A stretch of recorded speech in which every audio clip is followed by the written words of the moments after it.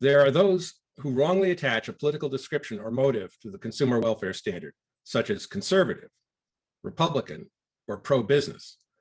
The consumer welfare standard has no political affiliation or ideology. It is simply pro-consumer. My father was equally critical of Republican and Democrat administrations when they misapplied or misunderstood antitrust law. That is why he was able to support the government's lawsuit against Microsoft when he thought a real harm to consumers had occurred.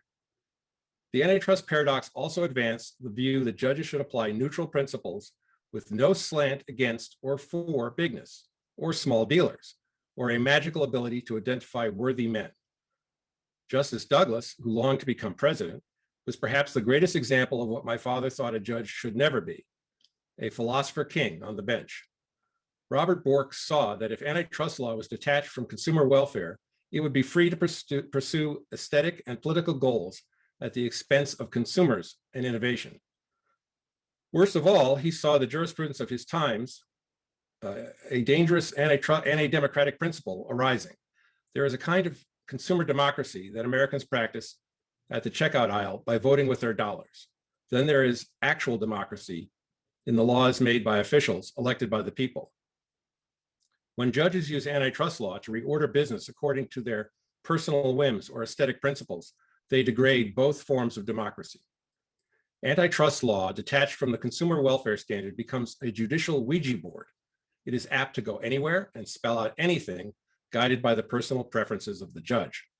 Such rootless jurisprudence allows judges to create new law, introducing a level of unpredictability into mergers and acquisition that stymies innovation, harming consumers.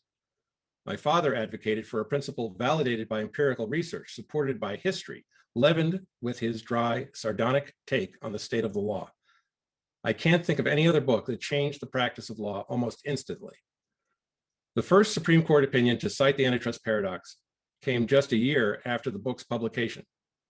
From that moment on, the court explicitly adopted the consumer welfare standard as antitrust defining principle.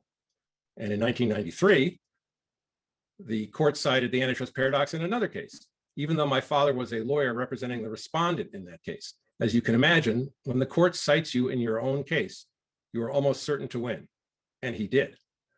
And so, for 43 years, the consumer welfare standard has been the North Star for adjudicating antitrust law in the United States.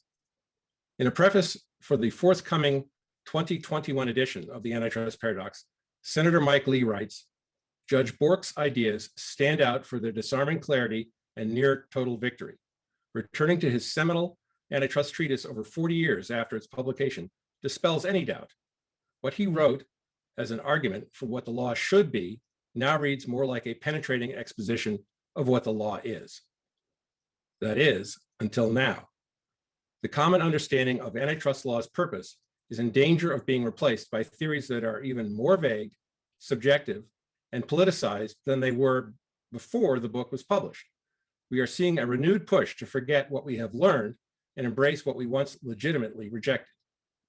For example, recent lawsuits against technology companies supported by almost every state and the Department of Justice are rooted in an animus over size, resurrecting the old but discredited dogma of the curse of bigness. Government attorneys in both parties demonize multi-billion-dollar acquisitions as harmful to innovation, when such buyouts were allowed by regulators and have actually stimulated the desire for innovators to innovate. Proponents of a new antitrust standard ignore the benefits of economies of scale and network effects, which are the result of the choices of consumers who remain free to destroy corporate empires with a mere purchase or a click. Modern thinkers and practitioners are losing touch with how vital to democracy it is to have neutral judges enforcing a neutral standard. We all lose when judges replace the laws enacted by our elected representatives with their personal sensibilities. We also lose when we no longer accord respect to the votes consumers make with their dollars. Critics now charge that the consumer welfare standard has an obsessive focus on price at the expense of innovation and competition. This has never been true. The antitrust paradox established that a successful consumer standard bears many fruits in addition to low prices, among them innovation, output, abundant product choices, and quality. As my father wrote in his September 1969 Fortune article, economics provides one other lesson that should be written in red letters across the antitrust prosecutor's bathroom mirror. Injury to competitors is irrelevant to the question of injury to competition and consumer welfare. The only legitimate goal of our present statutes is the maximization of consumer welfare. Efficiency-motivated mergers deserve the law's protection. A market will penalize those that do not, in fact, create efficiency. These principles are now being jettisoned. What is behind this renewed wave of rootless antitrust action? Why is this happening now? Well, on the left, a new Brandeis movement is underway, articulated by Lina Khan and others. Ms. Khan says the new Brandeis movement isn't just about antitrust, rather, it's about values. Senator Amy Klobuchar has introduced into the 117th Congress a sweeping bill that contains many provisions to protect workers and consumers, spurring innovation and promoting economic equity. Once again, a body of law meant to defend consumers is now being adorned like the White House Christmas tree. It protects workers, it promotes equity, but somehow, and here is the jurisprudential Ouija board, helps us realize new and better values. Antitrust is in danger of becoming the Swiss Army knife of laws, only it will not open a single bottle of wine. Senator Elizabeth Warren, not to be outdone, would transform antitrust law into mechanisms for government to regulate any American business of any significant size. And she drew upon Lina Khan to come up with her plan to bust up big tech companies. So on the right, conservatives outraged by liberal bias by big tech are suddenly all too happy to join in this dilution of long-standing antitrust principles.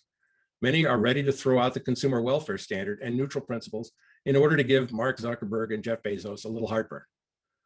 So we live in an odd moment when antitrust law has become a kind of Tinder for politicians, matching one strange bedfellow with another.